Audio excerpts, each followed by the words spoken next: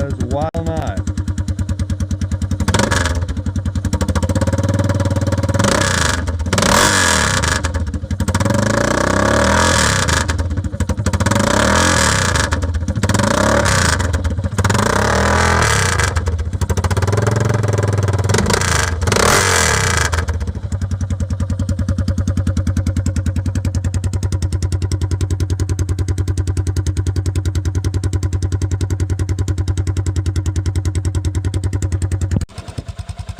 And now for the, still not very loud, but good sounding, good looking, lighter weight.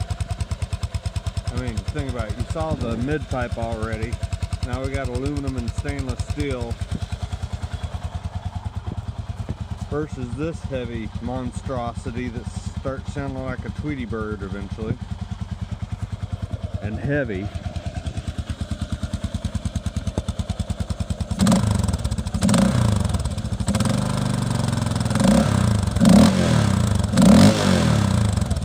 That's about the same dB as factory, just a little bit throatier, but I can change the tips out. This is the quietest.